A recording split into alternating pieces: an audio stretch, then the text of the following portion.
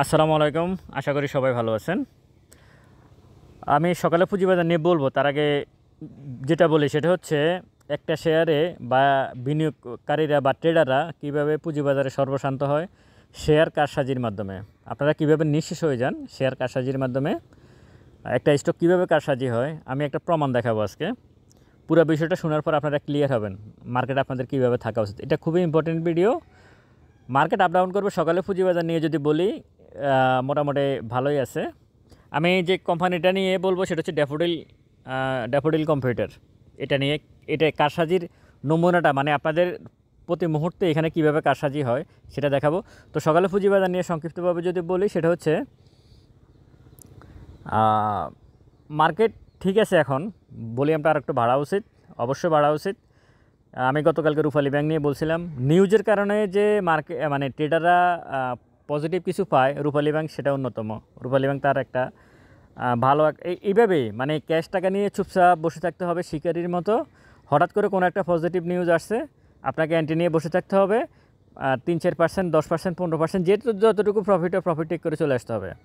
টাকা নিয়ে বসে থাকতে হবে। টাকা ফ্রি থাকলেই যে আসলে শেয়ার কিনতে হবে ব্যাপারটা এমন না। আপনারা যারা ফোন দেন, যোগাযোগ করেন, শুধু শেয়ার কেনা যাবে কিনা আর বিক্রি করা যাবে কিনা এটুকু বলেন, কিন্তু আসলে ক্যাশ টাকা নিয়ে বসে থাকা যায় কিনা, কখন আসলে বসে থাকতে হবে, কখন এন্ট্রি নিতে হবে, এটা দেখতে হবে। এইভাবে যদি আপনি বসে থাকেন, বছরে অন্তত 4-5টা আপনি ট্রেড করতে পারবেন। ট্রেড বছরে 4-5টা করা যায়, বেশি করা যায় না।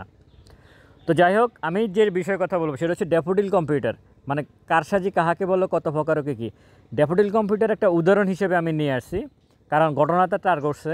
কিন্তু এভাবে যে কোনো স্টকে এরকম প্রতারণা আপনাদের করতে পারে। ড্যাফোডিল কম্পিউটার কেন করছে সেটা আমি বলবো। দেখেন, বি ক্যাটাগরির স্টক,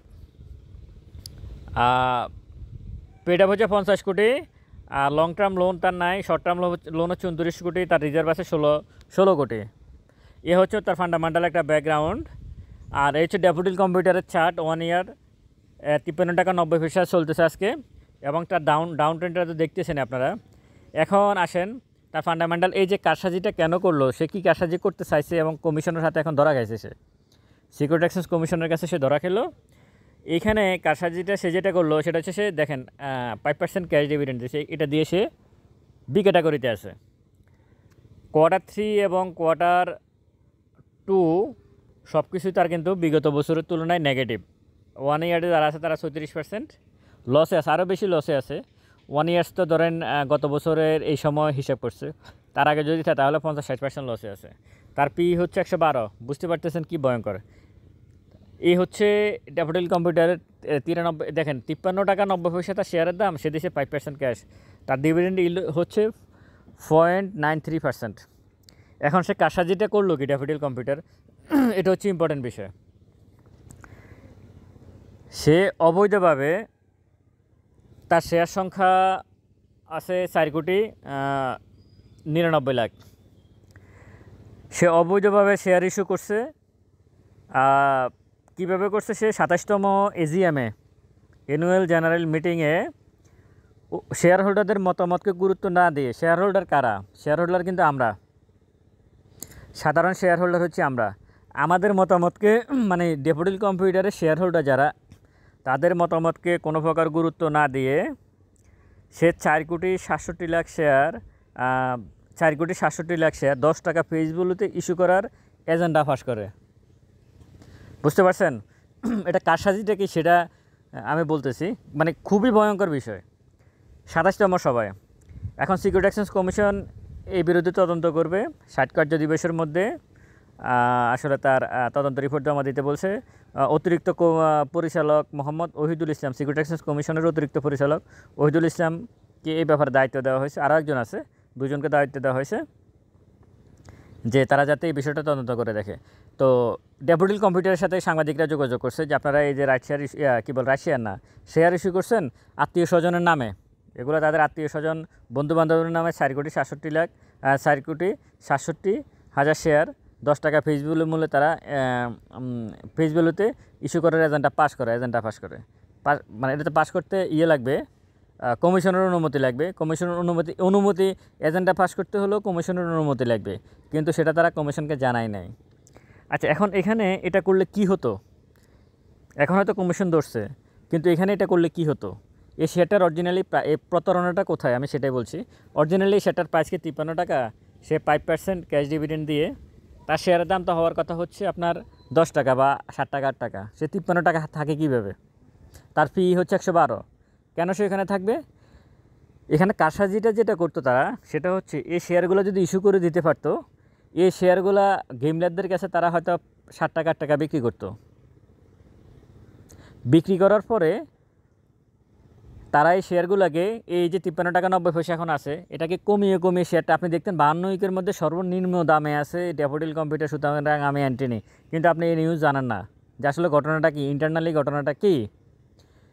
এরপর তারা শেয়ারটাকে নিচে ফালানো শুরু করতো, এই 10-30 টাকা নিয়ে আসতো, 20 টাকা নিয়ে আসতো, 10 টাকা নিয়ে আসতো, আপনি এখানে নিঃশেষ হয়ে যেতেন। কমিশন ওই জিনিসটা আটকা দিছে। তো এইটা হয়তো একটা ড্যাফোডিল কম্পিউটারের বেলায় করছে, কিন্তু এটা যে প্রতিনিয়ত ঘটবে না আগামী দিনে, যদি কমিশন যদি দুর্নীতিবাজ হইতো, বা বিগত সরকারে যারা ছিল বা অন্যান্য সময় যারা ছিল, তারা যদি মানে সবাই তো একরকম না। তো এইগুলা এইভাবেই আপনাদেরকে এই ট্রেডিং স্টকগুলা, তো ড্যাফোডিল কম্পিউটার তো কোনোভাবে ফান্ডামেন্টাল স্টক না, তাই না? ট্রেডিং স্টক, এইভাবে ট্রেডিং স্টকগুলো আপনাদেরকে ধ্বংস করে দিচ্ছে। এইভাবে আপনারা নিঃশেষ হয়ে যাচ্ছেন।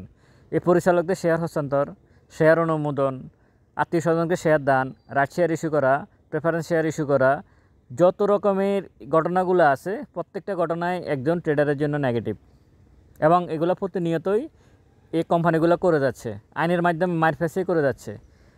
এই কারণেই বলি যে ট্রেড করে আপনি অনেকগুলো বিষয়ের সাথে আপনাকে যুদ্ধ করতে হয়, আপনার দেখা অদেখা অনেক বিষয়ের সাথে আপনাকে যুদ্ধ করতে হয়। তো ড্যাফোডিল কম্পিউটার এই জিনিসটা কমিশন আটকা দিয়েছে, কমিশনকে ধন্যবাদ। এই জিনিসটা যদি তারা করতে পারতো, তাহলে ড্যাফোডিল কম্পিউটারে যারা বিনিয়োগকারী আছেন, ক্ষুদ্র বিনিয়োগকারী আছেন, আপনারা নিঃশেষ হয়ে যেতেন, আপনাদেরকে নিঃস্ব করে দিত। হয়তো এই নিউজের কারণে আজকে এখন কী অবস্থা আমি জানি না, ড্যাফোডিল কম্পিউটারের হয়তো নেগেটিভ আছে, প্রাইস পড়তে পারে, আরও পড়তে পারে, কোনো অস্বাভাবিক কিছু না, সেইখানে থাকার কথা না। তার শেয়ারের দাম, ডিভিডেন্ড, এখন অনেকে বলে যে ডিভিডেন্ড দিয়ে কি একটা শেয়ারের প্রাইস নির্ধারিত? হ্যাঁ, বাংলাদেশের পুঁজিবাজারে শুধু ডিভিডেন্ডকে কেন্দ্র করেই প্রাইস নির্ধারিত হয়, আর সবই ভুয়া। কোম্পানি আপনাকে কি দিচ্ছে এটার উপরে একটা শেয়ারের প্রাইস নির্ধারিত হবে, ওটাকে আপনাকে ক্যালকুলেশন করতে হবে। আর সমস্ত কিছু হচ্ছে কাঁচের গ্লাসের মতো, হাত থেকে পড়বে, ডিভিডেন্ডের বাহিরে যে শেয়ারগুলো আছে হাত থেকে পড়বে, ভেঙে যাবে, শেষ। একটা কোম্পানি কিছু নেই, ডিভিডেন্ড দেয় না, সে এটার কি বলে, তার শেয়ারের দাম, এই যে ড্যাফোডিল কম্পিউটার 53 টাকা 90 পয়সা, সে 5% আপনার ক্যাশ দিছে। আমাদের পুঁজিবাজারে এরকম আরও অনেক কোম্পানি আছে 2% 3% ক্যাশ দিয়ে তার শেয়ারের দাম হচ্ছে 5 টাকা 7 টাকা। তাহলে ড্যাফোডিল কম্পিউটার এমন কী হইলো, তার শেয়ারের প্রাইস 5 টাকা আসতে পারবে না? কারণ তার সাথে আরেকটার প্রাইস যদি 10 টাকা 15 টাকা হয়, তাহলে সে 15 টাকা আসতে পারবে না কেন? এটা কি প্রাইসটাকে ধরে রাখছে কে? কারসাজিকারকরা। ওই যে শেয়ারগুলো যদি ইস্যু করতে পারত। এই কারণে বলি, এই মুহূর্তে মার্কেটে কিছু স্টক আছে যেগুলো ডিভিডেন্ডের সাথে শেয়ারের প্রাইসের কোনো মিল নেই, পড়ে নাই, বসে আছে, আমি নাম বলবো না। ওষুধ কোম্পানির আছে কয়েকটা, ওষুধ কোম্পানিতে কয়েকটা আছে, ওষুধ কোম্পানি, ফার্মাসিউটিক্যাল সেক্টরে কয়েকটা ভালো ভালো কোম্পানি আছে। একটু সাবধানতা অবলম্বন করবেন। যে কোনো মুহূর্তে ওয়ালটনের মতো আর ব্যাডবিসির মতো কিন্তু পড়া আরম্ভ করবে, তখন বলবেন ভাই ভালো কোম্পানিতে পড়তেছে কেন? কারণ ডিভিডেন্ডের সাথে মিল নেই, এই কারণে পড়তেছে। তো সব কিছু মিলিয়ে আপনারা সাবধানতা অবলম্বন করবেন, ভালো থাকবেন, ভিডিওটা শেয়ার করবেন। স্টক সাজেশন এবং পোর্টফোলিও ম্যানেজ করার জন্য ডেসক্রিপশন বক্সে নাম্বার দেওয়া আছে, যোগাযোগ করতে পারেন। আসসালামু আলাইকুম।